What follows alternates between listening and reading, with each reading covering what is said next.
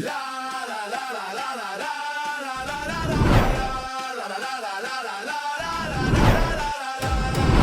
sfida è qui, il cuore batte forte, un solo tiro cambia la sorte. La sfida è qui, il cuore batte forte, un solo tiro cambia la sorte. Penalty, il gioco si decide qui. Penalty, emozioni fino all'ultimo sì. Penalty, ogni istante è magia. Penalty, la vittoria è energia. Penalty.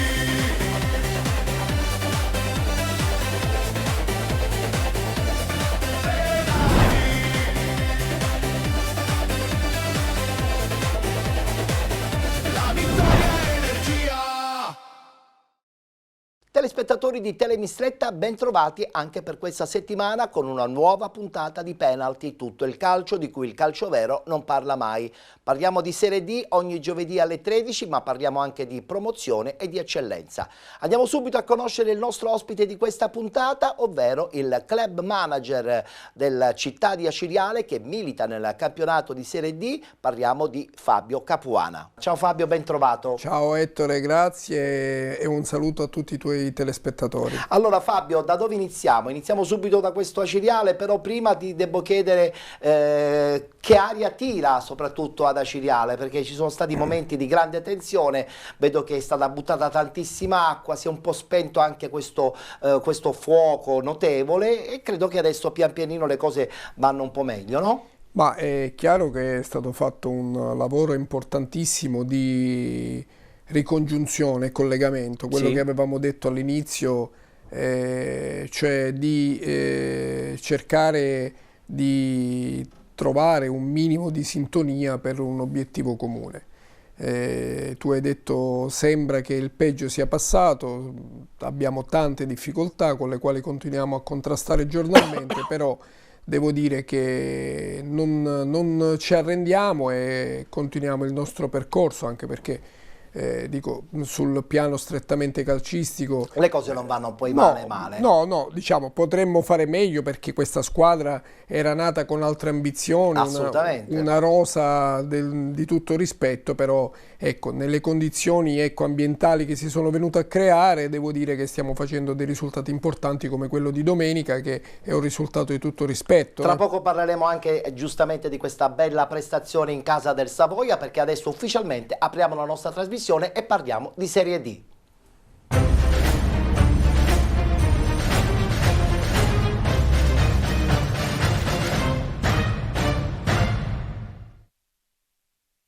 Parliamo di Serie D perché si è giocato certamente un turno importantissimo, il turno della seconda giornata di ritorno, eccolo qua. La Castrum che perde in casa 2-0 contro il Sambiase, Gelbison batte Paterno Calcio 3-0, vince la Regina 2-1 il big match contro la Nis FC, pareggio tra Savoia e Città di Aciriale 2-2, vince l'Enna 3-1 contro la Vibonese, così come vince anche fuori casa l'Athletic Club Palermo 3-2 in casa della Vigor Lamezia, pareggio tra Messina e San Cataldese, 2-0 della Nuova Igea Virtus contro il Milazzo ed infine il Città di Gela che vince 3-2 contro il Ragusa.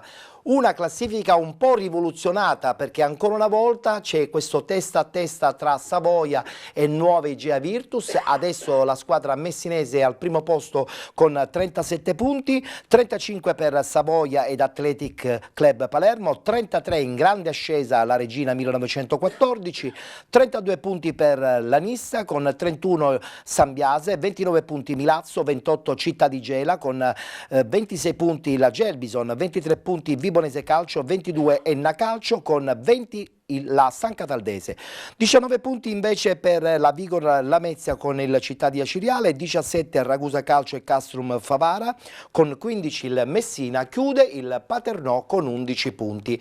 È chiaro che si ritorna in campo già subito domenica sarà la terza giornata di ritorno, Athletic Club Palermo San Cataldese, Città di Aciriale Nuova Igea Virtus, Città di Gela Messina, Enna Calcio Vigor Lamezia, Milazzo Castrum Favara, Nis FC Gelbison, Season, Paterno Calcio Savoia 1908, Regina 1914 Vibonese Calcio ed infine il Sambiase che giocherà in casa contro il Ragusa Calcio. Allora partiamo proprio da questa bellissima prestazione comunque in casa campana contro questo Savoia, insomma, che prima dell'inizio dell'incontro era al primo posto, quindi affrontavate una squadra di grande caratura sia tecnica ma anche organizzativa, perché da tutti insomma è stata classificata come un'eccellenza anche del campionato di Serie D. Fabio.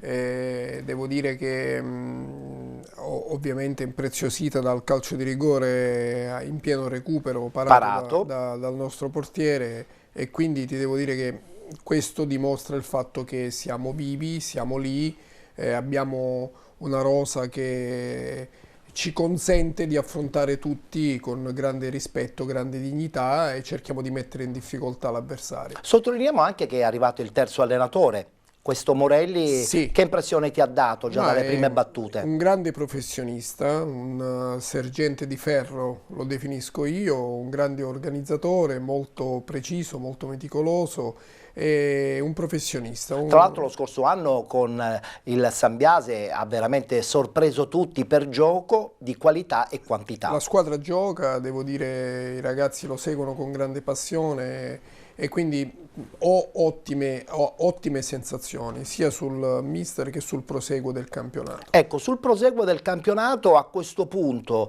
che siamo già arrivati alla seconda giornata di ritorno, orientativamente si fa un quadro su quello che può succedere nelle prossime partite, quando ogni partita diventa quasi una finale.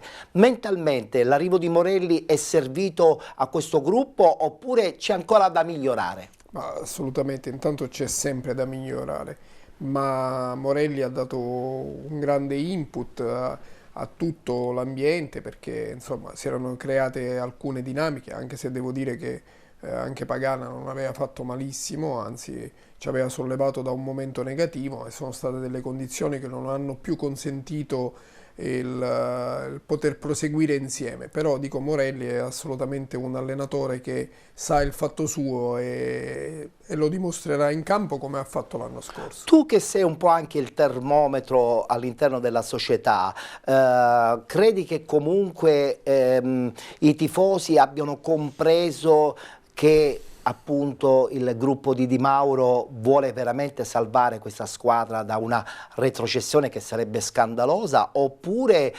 accetta a malincuore, in sofferenza e in maniera anche molto fuggitiva, seguono il gruppo? Ettore, ci sono delle dinamiche molto più complesse che seguono il mondo della Cireale Calcio, che molte volte vanno anche a intersecarsi con quello che è la città di Acireale, quindi sono delle dinamiche molto più difficili. È innegabile che Di Mauro stia tentando in ogni modo e con ogni sforzo, il patron stia tentando in ogni modo e con ogni sforzo di poter salvare questo titolo e salvare la squadra e salvare il possibile. Ripeto, tutto nato con altre ambizioni, ma ti dico, abbiamo fatto ultimamente il direttore Cammarata e naturalmente con l'ok della proprietà e quindi del presidente ha messo, appena piazzato il colpo, un grande colpo. Un colpo internazionale. Un colpo internazionale l'abbiamo definito, ma dico, questo è un grande attaccante che ci darà un input in più per la corsa salvezza. Ecco, tenendo presente che domenica prossima ci sarà da battagliare in un altro incontro importantissimo, perché avete pareggiato in casa del Savoia, adesso giocate contro la Nuova Egea Virtus. Sì, giocate in casa, però sappiamo la forza e la qualità di questa Nuova Egea Virtus 2025-2026. Ma io lo dico sin dall'andata che questa Igea Virtus era molto ambiziosa. Noi avevamo fatto una serie di risultati in cui stavamo rialzando la testa dopo un periodo nero, avevamo fatto bene, avevamo pareggiato col Savoia, avevamo fatto una bella prestazione e poi invece siamo andati là e ci hanno annichilito per gioco, per rosa, eccetera, eccetera. Ho avuto la sensazione che fosse una squadra ben organizzata, una società che punta in alto, e infatti non mi sbagliavo. Ma il campionato ancora deve dire molte cose. Sarà certamente una partita molto interessante, però. Sì, noi venderemo cara la Certo. pelle, ma il campionato ci dirà tante cose. Assolutamente. Allora, sentiamo invece la voce dell'allenatore del Savoia, un po' amareggiato perché insomma all'ultimo non approfittare del rigore a suo favore è stato certamente una botta considerevole anche dal punto di vista mentale a tutto il gruppo. L'allenatore si chiama Raimondo Catalano, lo sentiamo al termine della partita.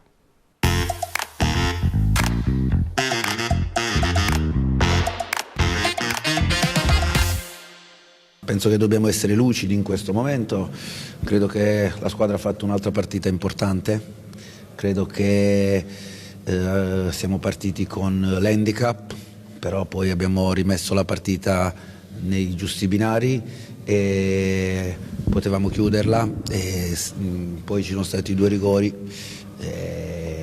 dispiace perché la squadra ha reagito fino alla fine ancora un'altra volta, anche con delle defezioni di cui non mi lamento mai, anche con il capitano che era praticamente fermo in campo. La squadra ha avuto ancora diverse situazioni per vincere la partita, oltre a quella del rigore, e i rigori si sbagliano, li sbaglia chi li calcia, non bisogna colpevolizzare nessuno. Sono fiducioso di questa squadra, sono orgoglioso di questa squadra, del fatto in primis che è una squadra che non molla mai qualsiasi cosa succeda, che vuole vincere ogni partita, anche quelle che si mettono male come quella di oggi. Devo essere contento per le tante occasioni costruite e mi dispiace che non siamo riusciti a capitalizzare. Al tempo stesso il nostro portiere non credo che abbia fatto tante parate, ora non voglio dire inesattezze, però credo che non abbia subito grandi tiri in porta, e dispiace perché ovviamente ci sono state tutte le condizioni per portare a casa un altro risultato importante contro una squadra importante, perché dobbiamo capire il campionato che facciamo, dobbiamo capire che ci sono tante squadre valide, e la stessa Cireale qualche partita fa è andata a vincere a Caltanissetta 3-1, quindi è calcio, dobbiamo accettare, dobbiamo essere lucidi nell'analisi e dobbiamo sempre capire cosa migliorare e dove migliorare. I rigori li sbaglia chi li tira.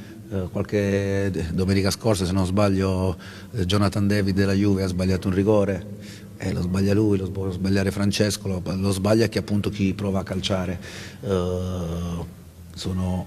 Sono consapevole del fatto che stiamo facendo un grande campionato, un campionato difficile contro squadre importanti, e domenica non dobbiamo fare l'errore di pensare che sia una partita facile. Non esistono partite facili, penso che ormai sia evidente a tutti, in tutti i campi si può vincere, pareggiare e perdere. Noi dobbiamo avere la forza di preparare una grande settimana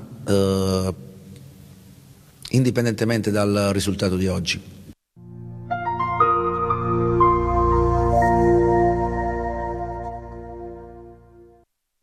Le riflessioni post partita dell'allenatore del Savoia a Catalano mi sembra molto onesto. Ha rispettato la Ciriale, c'è l'amarezza di non aver segnato sul calcio di rigore, ma quello è anche il calcio. Voglio per qualche istante un po' allontanarmi da questo girone I del campionato di Serie D, dove ricordo Fabio Capuana riveste anche un ruolo importante come club manager proprio del città di Aciriale, ma rivesti da qualche settimana anche un ruolo nazionale come responsabile delle strutture sportive per quanto riguarda l'ente ASI. Sicurezza, sì, ecco, per essere più esatti. La situazione dei campi sappiamo benissimo, tu ne hai visti tantissimi da uomo di sport, sì. Chiaramente. Io mi voglio lamentare di un campo che ho avuto modo di vedere domenica scorsa, è il campo comunale di Mister Bianco. Sono state realizzate delle foto, struttura bellissima con 2 tribune meravigliose, un campo sintetico meraviglioso, il pubblico relegato in un angolo praticamente per cercare di guardare questa partita. Era una partita di prima categoria, mi avevano invitato e io volevo vedere con i miei occhi la situazione. Totale abbandono, come puoi ben vedere, ma soprattutto il fatto che non si riesce a capire come il comune da 2 anni, parliamo del comune di Mister Bianco in provincia di Catania, abbia pronta questa struttura, non si fa nulla per dare accesso al pubblico per vedere le partite, perché lì ci giocano anche squadre di promozione. Purtroppo Tu da responsabile conosco, sicuramente hai un'idea ben precisa. intanto conoscevo già la situazione e ti devo dire che è all'attenzione sia del Comitato Regionale Sicilia sia del CONI, perché sanno perfettamente, conoscono perfettamente e conosciamo perfettamente la situazione. Le strutture sportive siamo in grave difficoltà in Sicilia, come tu ben sai, ma il problema più grande secondo me sta nelle incomprensioni, nella mancanza di comunicazione che spesso si viene a creare tra gli enti preposti, perché molto spesso la politica deve incrociarsi con il mondo dello sport, con le volontà spesso non coincidono e quindi i tempi si allungano in maniera colpevolmente impressionante. Ma quasi 2 anni mi sembrano Sì, anche ma esageratamente guarda, io ti devo lunghi. dire che non sono esagerati. Tra l'altro conosci bene quella struttura, Assolutamente sì, e ci vado spesso, e tu sai che io giro tantissimo Sì, la Sicilia e non solo. E ti dico che colpevolmente è in ritardo, la media si è alzata di attesa per gli interventi, anche se molto si sta facendo. Per esempio la spinta che ha dato l'Athletic Palermo è stata fondamentale per riaprire il velodromo, certo. E questa è una grande conquista, Chiaro. ma non dovrebbe essere una conquista, dovrebbe essere la normalità. Assolutamente, ma non lo è. A breve si è lavorato in maniera molto attiva e veloce per quanto riguarda la riapertura, forse di Bagheria, e questo sarebbe un punto cruciale, Ma anche lì importantissimo. struttura pronta ma inagibile la tribuna, Sì, e sì, anche sì. questa è una cosa che spiazza. E questo è quell'incrocio che ti dicevo tra i poteri che molte volte non viaggiano nella stessa direzione. Sbagliando, perché sappiamo Sbagliando, benissimo sbagliando. che chi poi usufruisce ha bisogno di strutture omologate. Chi ne fa le spese è sempre il mondo del calcio e il territorio. Il territorio perché soprattutto. per ricollegarci alla classifica, al di là della rosa, al di là della proprietà, al di là del fatto che io sono sempre convinto che i campionati li vincano le dirigenze, l'apporto del pubblico è fondamentale. Io Hai detto bene. ti faccio un esempio, ne parleremo più avanti. Dico, a Reggio Calabria era in grave difficoltà, ma lì c'è un muro che spinge e quindi vero. sarebbe opportuno dare la stessa opportunità anche ad altri territori, ad altre realtà. È vero, è vero. Comunque lavoreremo. La tua risposta mi ha accontentato e sono sicuro che ti attiverai per alimentare dei cambiamenti. Ritorniamo a parlare di calcio giocato, lo facciamo adesso con il servizio dedicato alla Castrum Favara, che purtroppo perde in casa contro il Sambiase, e subito dopo qualche ora c'è stata anche la situazione dell'allenatore Nicola Terranova, che è stato esonerato. Al suo posto arriva Pietro Infantino, anzi ritorna Pietro Infantino. Guardiamo il servizio.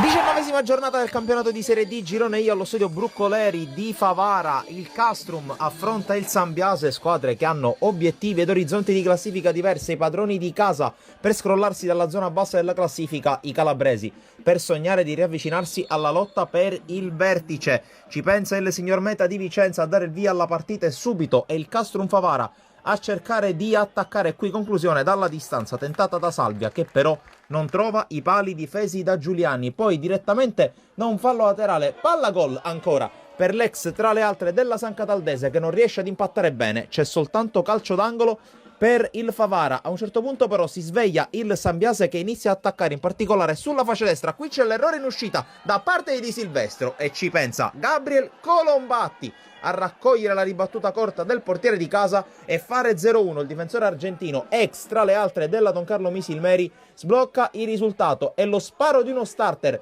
per il Sambiase, che inizia ad attaccare con una certa pericolosità. Qui Frasson impegna Di Silvestro con la conclusione della distanza, poi c'è fuori gioco, ma insiste ancora la squadra giallorossa, che per poco non trova il punto del 2-0, ma Calabro non riesce a indirizzare verso la porta in maniera incisiva. Insiste la compagine calabrese con questo diagonale da parte di Palermo che non trova la porta. Calcio d'angolo ancora per la compagine giallorossa con un colpo di testa che si perde però fuori. E qui, direttamente dal rinvio dal fondo, nasce l'azione che porta allo 0-2.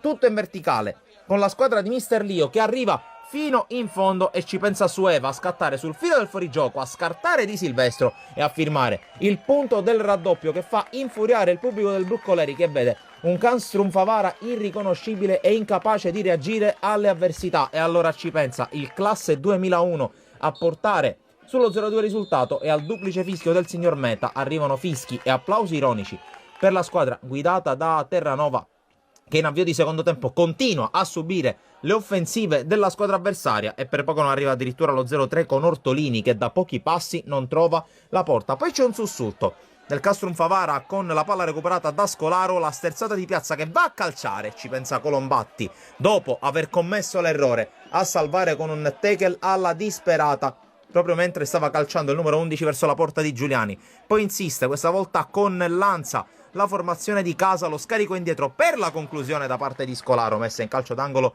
da Giuliani con un tentativo sotto la traversa. Ancora attacca la compagine in maglia bianca con il tentativo di Mendes, che però non riesce ancora una volta a battere il numero 1 giallo-rosso. Tentativi che non trovano la sorte richiesta, quelli del Castrum Favara che deve difendersi qui con Sueva che attacca sulla destra e per poco non arriva il tap-in da pochi passi, sul quale probabilmente Di Silvestro nulla avrebbe potuto fare. Ma ancora il Sambiase con questo cucchiaino da pochi passi da parte di Perricci, subentrato nel corso della ripresa, l'occasione per il classe 2006 che non riesce a trovare i pali. L'ultima chance della partita ce l'ha ancora il Sambiase e ancora una volta Perricci che prova a calciare ma non trova i pali. Finisce 0-2 e festa per il Sambiase che si avvicina alla zona playoff. E ancora crisi per il Castrum Favara che non vince neanche in casa. Sarà dunque Pietro Infantino a cercare di risollevare questa crisi del Castrum Favara e il suo ritorno dopo l'esonero di Nicola Terranova. 30 secondi li vogliamo dedicare a questo Castrum e all'amico Pietro Infantino, con un grande abbraccio anche a Nicola che quest'anno insomma ha fatto delle cose bellissime. Secondo me si ci è messa anche un po' la sfortuna. Ma intanto qua parliamo di due amici veramente, due amici tuoi, due amici miei, due amici di penalty, ma sì, soprattutto due brave persone, assolutamente, e due sì, grandi professionisti. Giusto. Pietro conosce l'ambiente, tu sai, io lo chiamo il maestro perché per me è il maestro, ma è un maestro di vita Pietro, perché è una persona equilibrata ma ad altri tempi, esattamente, mi hai rubato le parole. Tra l'altro ha vinto il premio sport al Pietro Anastasi per confermare appunto le parole che stai dicendo. Meritatissimo, perché ripeto è una persona che merita ampia fiducia e poi grande rispetto, senza nulla togliere a Terranova che è un grande amico, e lì il cuore è a metà. Assolutamente. Comunque, gli amici sono in buone mani, gli amici di Favara, perché Pietro saprà quello che dovrà fare. Giusto, condivido. Voltiamo pagina perché dobbiamo continuare a parlare di questa crisi invece del Paternò, che insomma torna ancora una volta sconfitto contro la Gelbison, è andata malissimo, a dimostrazione che in questo momento a Paternò, evidentemente anche con l'abbandono di Mascara e la conferma in panchina del suo vice Millesi, le cose non vanno assolutamente bene. Che ne pensi? Ma lì c'è un problema di natura ambientale, secondo me, non conosco bene le dinamiche, è chiaro che sono in gravi difficoltà in questo momento, ma non è mia abitudine parlare di cose che non conosco, quindi ti dico che la situazione si vede che c'è un attimo di difficoltà e quindi insomma... Anche se ancora volendo ci sarebbe tempo per No, a livello recuperare. di margini, di tempistica, di partite, di punti in gioco si può fare tutto. Assolutamente, perché è fondamentale, diciamo, evitare l'ultimo posto Esatto, di ma un'eventuale retrocessione I diretta. campionati però, i campionati si vincono quando ci sono diverse componenti oppure ci si salva con diverse componenti. È vero. Quindi spero che il tutto si rassereni, se c'è qualcosa da rasserenare, ecco. Vedremo quello che succederà. Per intanto ci guardiamo il servizio, la vittoria della Gelbison sul Paternò Calcio.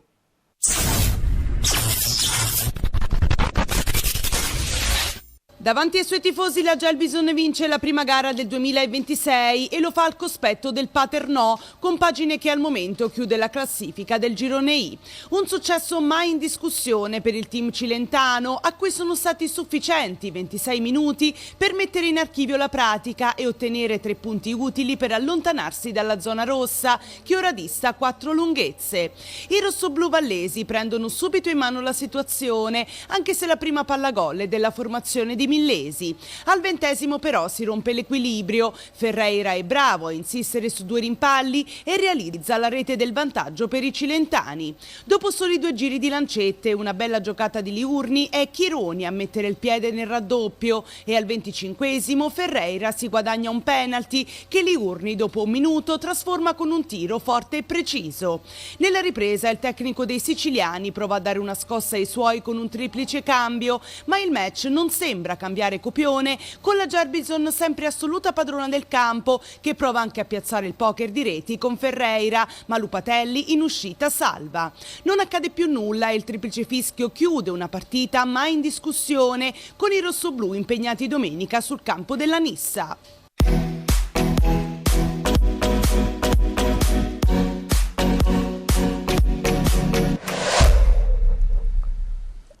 E parliamo della Nissa, anche se dovremmo parlare soprattutto della Regina, che vince in casa della Nissa 2-1 e credo che abbia fatto capire a tutti che la squadra di Torrisi è lì pronta per approfittare al minimo sbaglio delle squadre di testa per convalidare la sua forza e la sua mentalità vincente. Vedremo quello che succederà.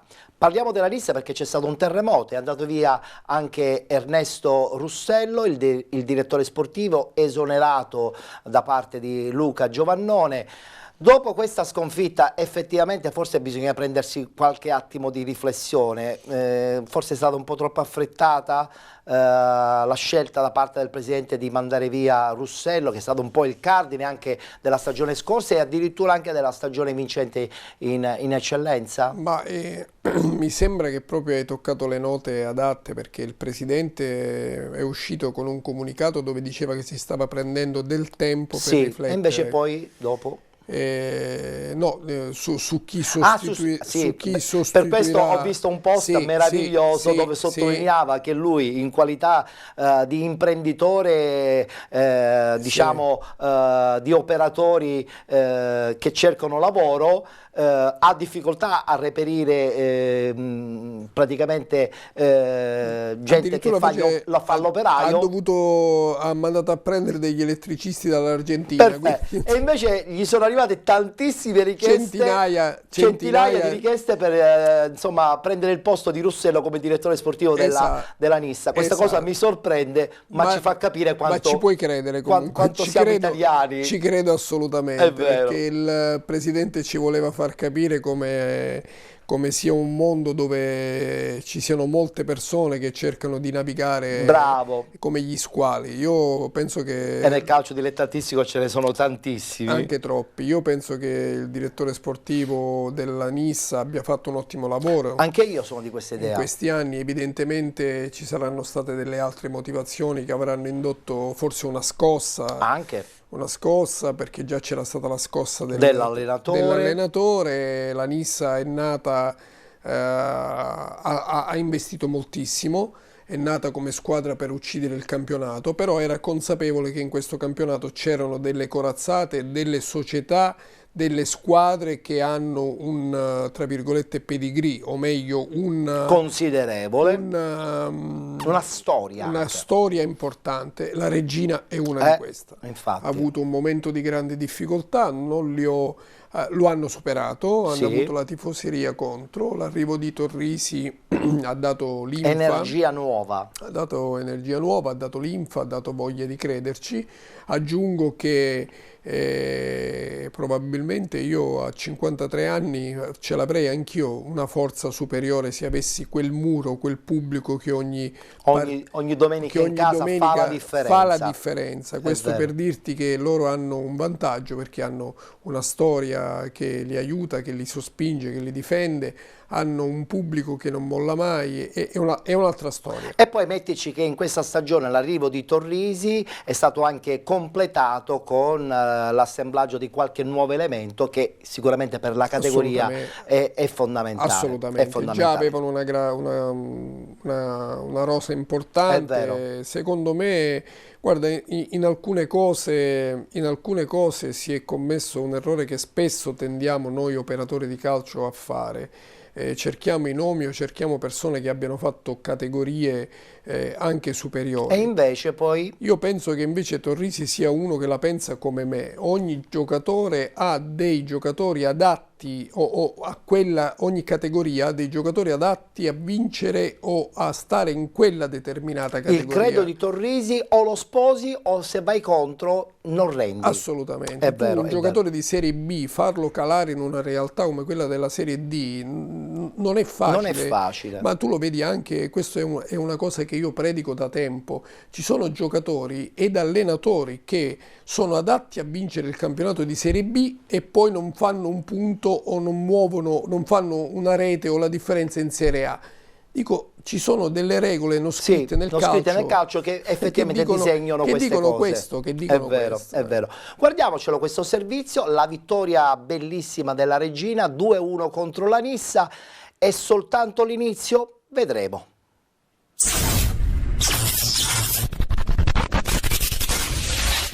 Al Marco Tomaselli di Caltanissetta va in scena il big match della 19ª giornata del girone I di Serie D, una sfida che potrebbe incidere in maniera significativa sulle ambizioni di vertice di entrambe le formazioni. In classifica sono appena 2 le lunghezze di distanza fra le due squadre, con la Nissa avanti, attualmente quarta, meno 2 dalla vetta, un confronto diretto dal peso specifico elevatissimo che promette intensità, qualità e un'atmosfera da categorie superiori. Partiamo con il film del primo tempo, il primo squillo al sesto, pallone sul fondo di Rodulo, poi al nono rimessa laterale lunga sul secondo palo, Terranova non riesce a trovare il gol. Minuto 12, la Nissa ha iniziato bene la partita, lancio lungo di Provenzano ancora per Terranova che riesce a scappare al diretto avversario, si presenta davanti al portiere, gran risposta quella del numero 1 Lago Nigro, 21esimo di Grazia, danza sul pallone al limite, se la porta sul destro, il tiro si spegne di un soffio oltre l'incrocio al 39esimo, palla in profondità per Ferraro, la Nissa cerca di difendersi adesso dall'offensiva, dalla destra della Reggina, Ferraro entra in area di rigore, prova a chiudere sul primo palo Castelnuovo, bravo a chiudere lo specchio. Minuto 45, Ragusa cerca il movimento in profondità ancora di Ferraro, la conclusione super Castelnuovo, dice no e mette in calcio d'angolo. Tante le occasioni da una parte e dall'altra, squadre vicine al gol del vantaggio, ma è ancora 0-0 al Tomaselli dopo i primi 45 minuti tra Nissa e Reggina. Partiamo con il film della ripresa. Minuto 52, la Nissa rischia di complicarsi i piani da sola, la retroguardia infatti non libera bene, cerca di approfittarne Ferraro che calcia ma la mette sul fondo di poco. 53esimo, nella Nissa entra Bruno per Marino, al 57esimo calcio di punizione per la Reggina, Di Grazia con questo destro che è un disegno perfetto per Domenico Girasole, la zampata al volo che vale lo 0-1, avanti la Reggina sul campo della Nissa, è un gol pesante. Passano 3 minuti, Ragusa per Fofanà, l'appoggio su Giulio Dori che decide di provare la conclusione, doppia deviazione, l'ultima è letale per Castelnuovo perché arriva così lo 0-2 dei calabresi, impassibile il portiere della Nissa che non può nulla, deviazione decisiva. Al 68esimo Nissa allora un po' più offensiva cercando anche spazio sugli esterni con Tumminelli per Rodulo. Al 71esimo sembra il cambio giusto perché la Nissa ritrova il gol, ritrova la partita, traversone di Lanza per Terranova che arriva di prepotenza sul secondo palo e riapre la partita 1-2 con la firma di Terranova, ci crede e come come il Tomaselli che prova a spingere la Nissa anche nell'extra time 93esimo, cross di Kragl dalla tre quarti, il pallone favorisce Palermo che non trova la coordinazione giusta e la mette oltre la traversa. Finisce così il big match del Tomaselli, la regina fa il colpaccio, vince sul campo della Nissa, lo fa per 2-1. Un cordiale saluto e come sempre alla prossima.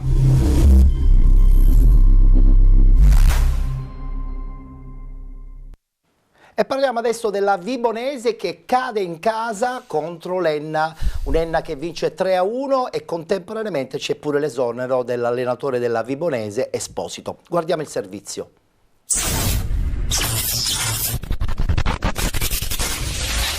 A Luigi Razza va in scena un'altra prova preoccupante della Vibonese che cade anche contro il Gela e certifica un momento che va ben oltre la semplice sfortuna evocata dalla dirigenza. La squadra rossoblù appare fragile, confusa e priva di identità, incapace di dare continuità ai risultati e ormai scivolata pericolosamente verso la zona play-out dopo una sola vittoria nelle ultime 8 gare. Le rassicurazioni del direttore generale Di Carlo suonano stridenti rispetto a una realtà evidente, una squadra smantellata, come denunciano i tifosi, e progressivamente svuotata di certezze tecniche e caratteriali. In campo la Vibonese subisce l'iniziativa del Gela, va sotto, pareggia più per episodi che per reale supremazia e nella ripresa spreca quel poco che costruisce, confermando limiti strutturali e una preoccupante mancanza di lucidità sotto porta.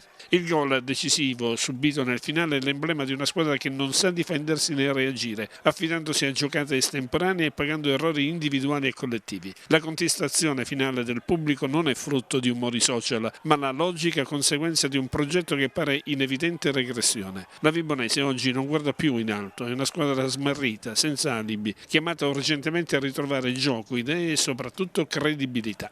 La cronaca parla di un avvio di gara favorevole agli ospiti che partono con maggiore intensità e costringono Ferini a 2 interventi decisivi nella prima parte del match. Al 20° il Gela trova il vantaggio, Giacomarro raccoglie uno scarico al limite dell'area e lascia partire una conclusione potente che non lascia scampo al portiere rossoblù. La reazione della Vibonese porta alla pareggio sugli sviluppi di un calcio d'angolo. Cagliazza colpisce di testa mettendo il pallone in mezzo all'area, dove una deviazione sfortunata di Giacomarro finisce per beffare il portiere del Gela. L'1-1 ristabilisce l'equilibrio e accompagna le due squadre all'intervallo. La mira imprecisa dei suoi giocatori impedisce alla Vibonese di passare in vantaggio nella ripresa. I siciliani reagiscono e fanno male. Aperi, lasciato solo in aria, colpisce di testa, ma il pallone si stampa sull'incrocio dei pali. Poi Bakogu non approfitta di una respinta in uscita di Ferini e calcia alto da 2 passi. Il Gela punta sulle ripartenze e su una di queste al 76° trova il gol decisivo. Bakogu fa carambola su una respinta corta di Ferilli e la palla si insacca. Finisce con un'aperta contestazione dei tifosi.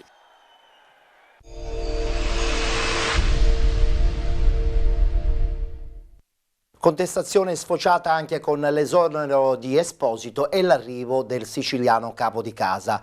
Sarà sicuramente un percorso anche difficile per il nuovo allenatore, perché attualmente, come è stato detto anche nel servizio, in questo momento la Vibonese è un po' in picchiata libera. Vedremo quello che succederà. Parliamo invece di una squadra che sta andando fortissima, l'Athletic Club Palermo. Possono già partire anche le immagini, perché vince ancora una volta fuori casa, vince 3-2 nel difficile campo della Vigor Lamezia, e capiamo ormai definitivamente che questo Athletic vuole, secondo me, la Serie C.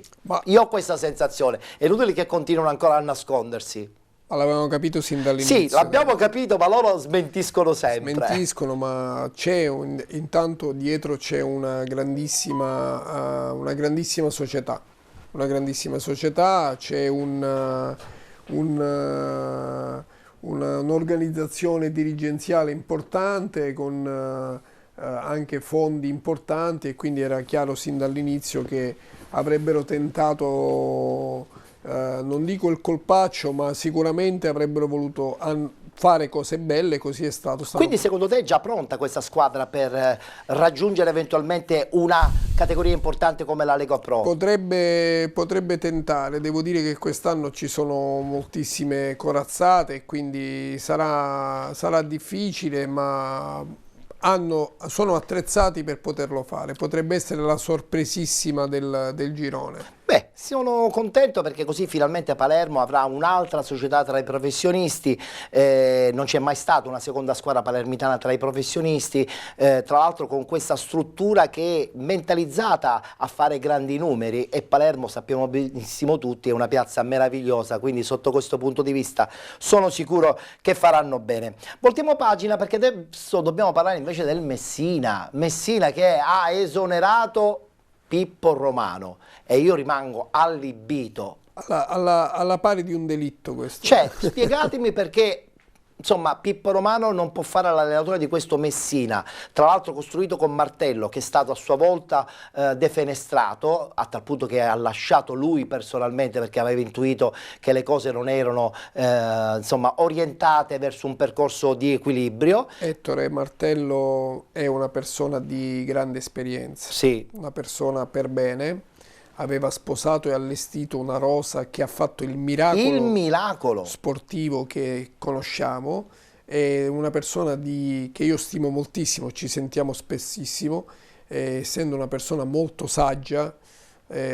Ha preferito lasciare la poltrona. Aveva intuito qualcosa che non quadrava bene. Ha preferito lasciare la poltrona prima che la poltrona abbandonasse lui. È vero. Non ha consentito a nessuno di essere defenestrato, però io non faccio una colpa a questa dirigenza, perché tu prima parlavamo di leggi non scritte del calcio, questa è un'altra regola del calcio assurda nel caso di questi due operatori di calcio, dico di Martello e di Pippo Romano. È chiaro che una dirigenza nuova con quel passaggio avrebbe voluto di lì a poco persone di fiducia. Beh, probabilmente forse ha sbagliato un po' la tempistica.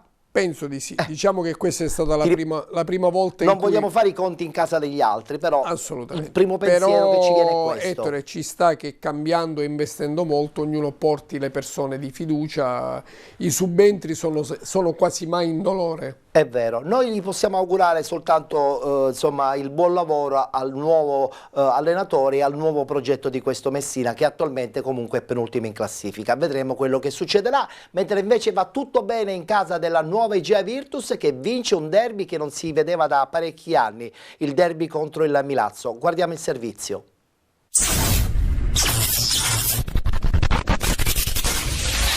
Il derby della costa tirrenica messinese torna a giocarsi in Serie D nell'impianto barcellonese del Dalcontres Barone dopo oltre 25 anni di attesa. Igea Virtus e Milazzo si ritrovano una di fronte all'altra in una giornata carica di emozioni, capace di accendere l'entusiasmo di due città e di restituire al campionato il fascino di una rivalità che nel massimo torneo dilettantistico nazionale mancava da troppo tempo. Una cornice di pubblico straordinaria accompagna il ritorno del derby con spalti gremiti e un colpo d'occhio degno di categorie superiori. In campo è partita vera, l'Igea Virtus parte forte e prende subito in mano il pallino del gioco mettendo pressione alla difesa mamertina. All'11° Calafiore prova la conclusione dal limite dell'area, ma il pallone termina di poco a lato. Al 34° altra grande occasione per i giallorossi, Maltese svetta di testa sugli sviluppi di un calcio d'angolo, sfiorando il vantaggio che arriva però al 41° quando Samaché approfitta di un pasticcio difensivo del Milazzo e di testa deposita in rete l'assist di Joao Pedro, battendo Mileto e facendo esplodere di gioia il Dalcontres Barone.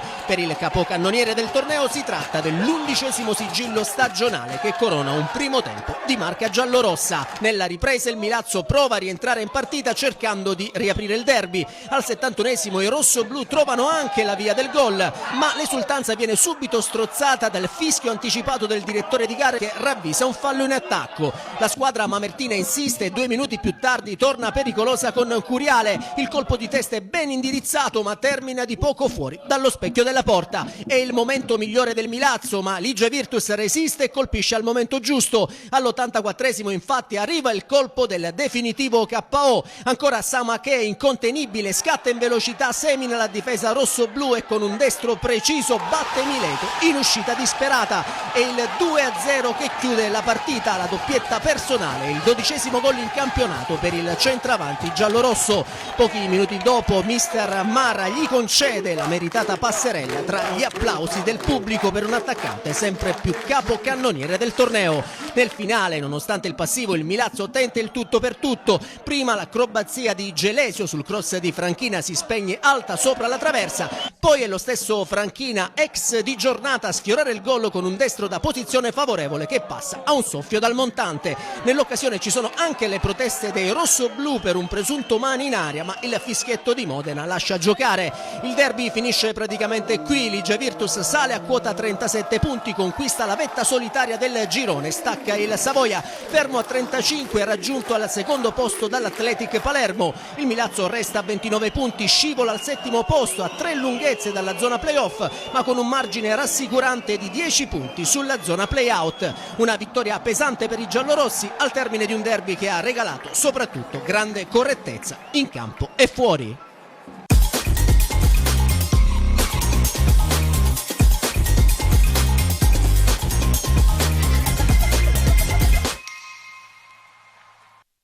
Un deciso applauso a questa nuova Ligia Virtus che è veramente la sorpresa di questa stagione. Fabio, regalami 30 secondi su questo pensiero tattico di questa squadra, perché ha dimostrato insomma che con i punti può certamente dire la sua. Ci sarà da battagliare, ma questa nuova Ligia è lì. Intanto la incontriamo domenica. Sì, lo so, avrai un termometro ancora più dettagliato. Non siamo felicissimi di incontrarla in questo stato di forma. No, è una squadra che è stata allestita con criterio e gioca a calcio, e poi c'è grande entusiasmo, è una piazza importante. La discesa in campo di Bonina già faceva presagire tutto questo, che si è concretizzato, e sono lì a vivere questo sogno. E poi c'è questo tocco di Agatino Chiavaro, di grande esperienza, uomo spogliatoio, uomo di calcio. Le componenti ci sono state tutte, si sono sincronizzate, c'è anche grande sintonia col territorio. Sì, che vuole di nuovo la Serie C. Vuole la Serie C, vuole quell'ambiente, c'è un bel tifo, ci sono tutte le componenti per fare bene. Vabbè, ma sono sicuro che voi domenica battaglierete tantissimo. Dovranno aspettare una giornata in più, dai.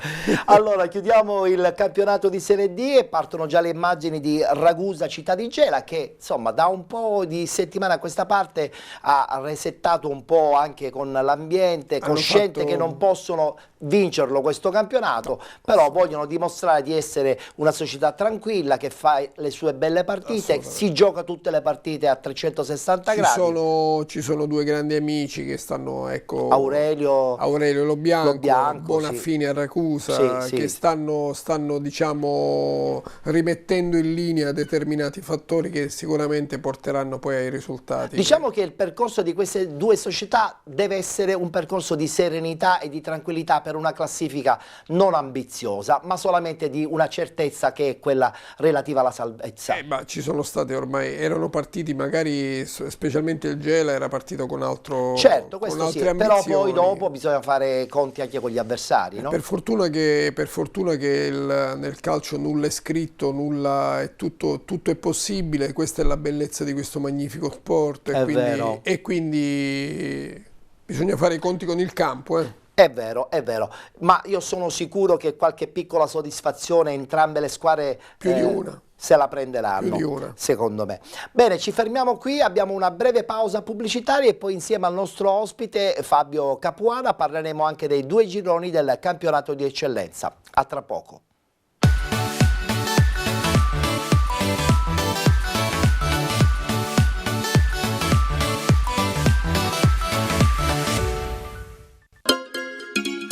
Benvenuti da Giada Immobiliare.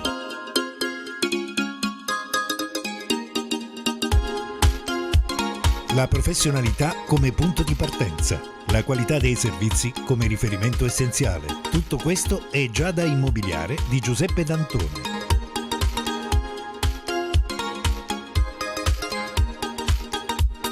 Servizi di compravendita ed affitti, supporto per concessioni mutui e consulenza finanziaria ed inoltre assistenza a partecipazione ad aste giudiziarie e consulenza tecnico-legale. Giada Immobiliare, via Etnea 734, Catania. Info 095 61 74 981 oppure 095 61 74 973. Visita il sito con le nostre proposte www.giada-immobiliare.it. Giada Immobiliare, insieme a te per comprare e vendere.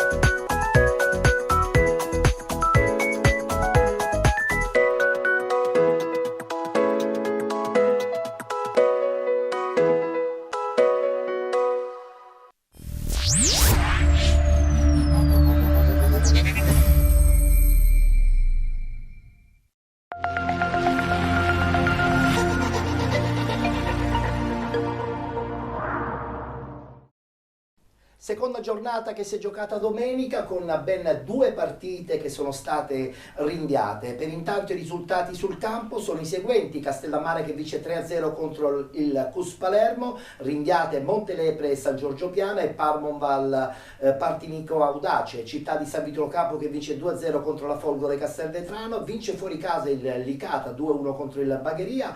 Sommerso di gol l'Accademia Trapani, 6-1 contro la Don Carlo Misilmeri, vince anche il Camarat a sorpresa 1-0 contro il Marsala e vince anche l'Unitas Sciacca 1-0 contro il 90-011 Bagheria. Guardiamo la classifica e come tutti ben sanno ormai questo Licata sta veramente furoreggiando in questo girone A. 42 punti per la squadra agrigentina con 33 Marsala 1912, 30 punti Don Carlo Misilmeri Città di San Vito Lo Capo, 29 partiti Audace con Camarat ed Unitas Sciacca, 25 la Malta 011 Bagheria e Castellammare, 24 San Giorgio Piana, 23 Bagheria Calcio con 15 Montelepre e Parmon, 15 punti Montelepre, 13 punti la Parmonval insieme all'Accademia Trapani, 8 punti il CUS Palermo, chiude la classifica la Folgore Castelvetrano con 3 punti. Voglio sentire subito la voce dell'allenatore e del direttore generale del Camarat. Perché? Perché hanno veramente fatto un'impresa, hanno vinto una partita difficilissima contro il Marsala. Guardiamo il servizio.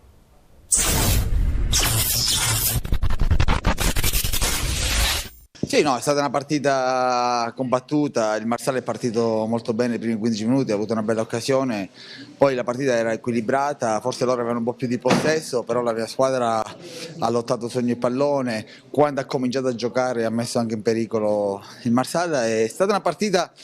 Sai, su questo campo era difficile per tutte e due le squadre, poi chi faceva gol magari aveva buone possibilità di vittoria. Ma sono 2 partite completamente differenti perché siamo andati a giocare a Licata, abbiamo fatto secondo me una gran bella partita, poi abbiamo sofferto gli ultimi 15 minuti. Qua eravamo in casa, un campo diverso, quindi è difficile fare. Io ti posso dire che sono tutte e 2 buone squadre attrezzate per lottare per la promozione e io sono contento, penso al mio Camarat perché...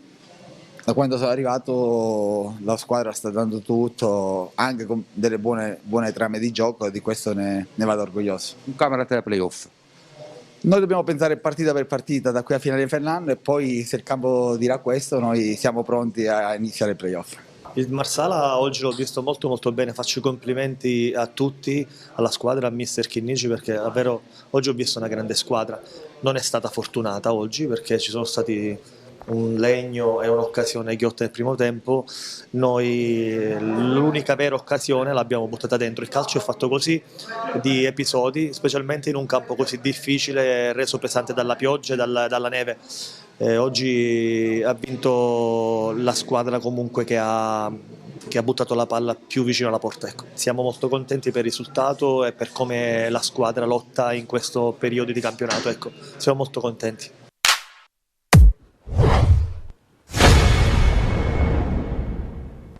Fabio, situazione del girone A abbastanza delineata, l'abbiamo visto, una classifica che vede questo Licata allontanarsi sempre di più dal secondo posto, a conferma che quest'anno credo che il budget gestito è stato portato a 1000, a tal punto che veramente ci sono poche possibilità per le altre.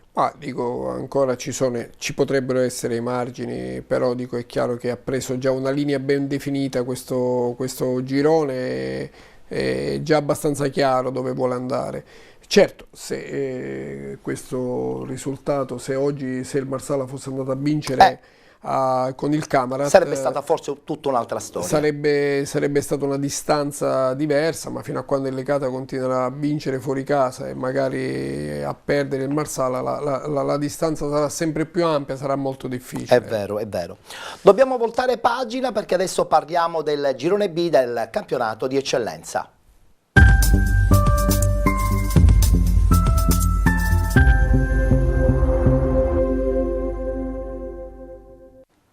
Anche qui si è giocata la seconda giornata di ritorno, risultati poco sorprendenti ma abbastanza chiari. Vittoria del Calcio Avola 1949 contro la Leonfortese 4-0, vince fuori casa il Modica 2-1 contro il Giarre, 3-2 del Palazzolo contro la Leonzo 1909, vince anche l'Atletico Catania 94 Via Grande, 3-0 contro il San Fratello Acquedolcese, vince anche il Mazzarone di Misura, così come il Melilli di Misura contro il Vittoria 1-0. Pareggio tra Nebros e Niscemi FC ed infine pareggio anche per Rosmarino e Messana 1966. Guardiamola questa classifica dove anche qui troviamo una squadra sopra tutte, il Modica di Raciti con 46 punti, 38 Calcio Avola 49, 35 Messana 66, 34 Vittoria, 30 punti Atletico Catania 94 Via Grande, con 26 la Leonzio, con 25 il Niscemi, 23 punti Mazzarone Gioiosa, con 19 il Melilli, 17 per Nebros, 14 San Fratello Acquedolcese,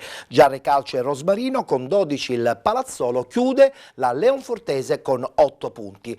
E a questo punto guardiamoci anche questo servizio di questo Modica che continua a vincere. Raciti tra l'altro giorno 21 giocherà anche la finale di Coppa contro l'Unitas Sciacca e giocheranno a Sciacca. Insomma, per Raciti si prospetta chissà un double. Per intanto sbanca Giarre e allontana sempre di più la seconda in classifica.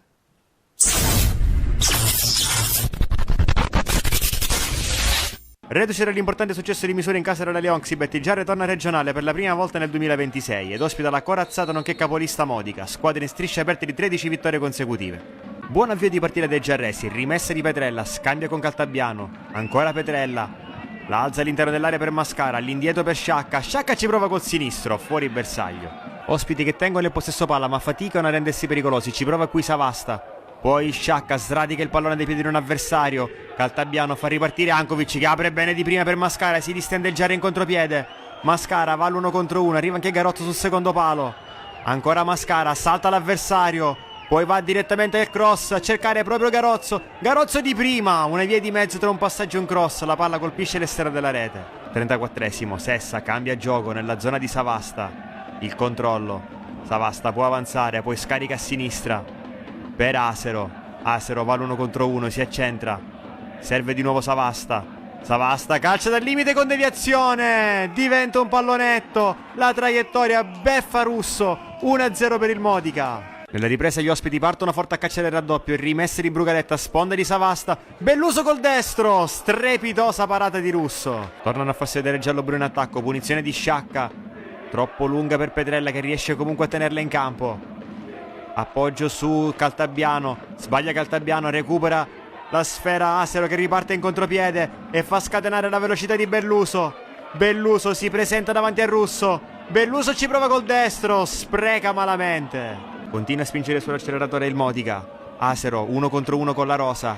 Il cross per Savasta che la stoppa con la coscia troppo lungo. Ci arriva comunque Asero. La palla finisce ancora a Savasta. All'indietro per Sessa. Di poco al lato. Minuto 70. Valenca batte rapidamente un piazzata ancora con Savasta a terra. Nella zona di Sessa. Sessa la mette al basso al centro per Belluso. Belluso di precisione. Stavolta non sbaglia. La firma di Luca Belluso, 2-0. Minuti di recupero, Sciacca va in verticale a cercare Ankovic. Difende la sfera Ankovic, la cede a Giordano Santapaola. Santapaola, scarico di nuovo su Sciacca che riesce a vincere un contrasto, poi alza la testa e allarga a destra per la Rosa. La Rosa, il controllo, poi il cross al centro per Ankovic. Ankovic il rimballo, in qualche modo segna ancora Luka Ankovic, accorcia le distanze, 2-1. La rete nel finale di Ankovic non basta, il Modica sbanca il regionale, allunga la sua striscia di vittorie consecutive, adesso è arrivata a quota 14. Il Giarre, nonostante le assenze degli squalificati, Strana e Tornitore, ha lottato contro un avversario fortissimo. Ha disputato un eccellente primo tempo, concedendo davvero poco ad uno dei migliori attacchi del torneo. Domenica prossima una sfida cruciale attende i gialloblu. La squadra di Saverio Rapisardi infatti farà visita all'Acque Dolcese, anch'essa con 14 punti in classifica.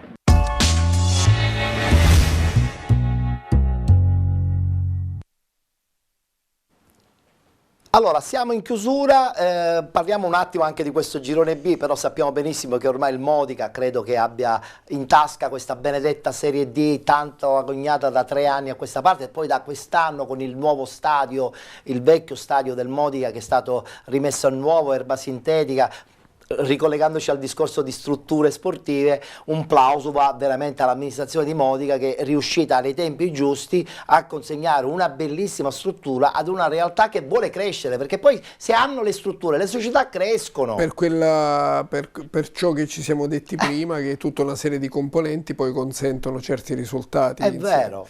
Ma Modica, direi, come hai detto tu, raciti docet, c'è poco da fare. Dove un nome è una garanzia. Ormai attenzione, però c'è sempre comunque il supporto societario con l'acquisto di giocatori. È uno specialista del settore. Che aiutano molto il credo dell'allenatore.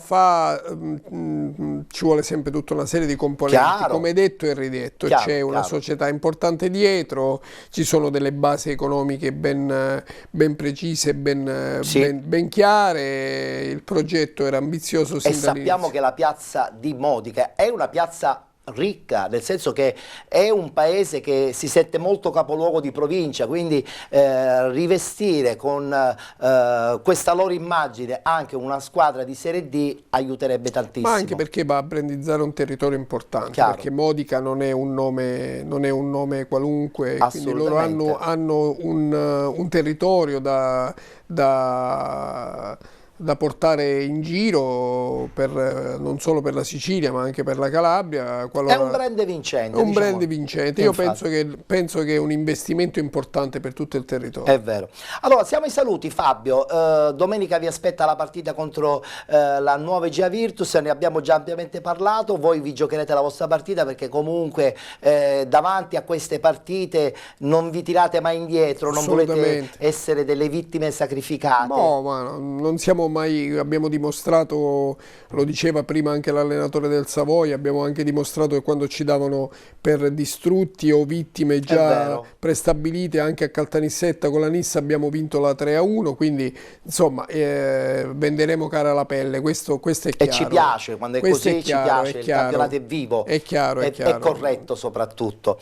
In bocca al lupo anche per questo tuo ruolo nazionale per quanto riguarda la sicurezza e la gestione anche delle strutture sportive. Daremo il massimo come sempre. È vero. Ti auguro un buon lavoro e un saluto e un abbraccio chiaramente anche a tutto l'entourage del città di Aciriale. Grazie a te, grazie a tutti i tuoi telespettatori, è sempre un piacere essere tuo ospite. Grazie dunque a Fabio Capuana, ospite all'interno della nostra trasmissione di Penalty che ritornerà di nuovo domani sera alle 21 sul canale 19 di TVM Palermo. Chiaramente parleremo domani soprattutto di promozione e di prima categoria. Se volete rivedere questa puntata, in questo caso visitate la pagina Facebook Penalty oppure il canale YouTube Penalty Programma Sportivo. A tutti voi un abbraccio e una buona serata.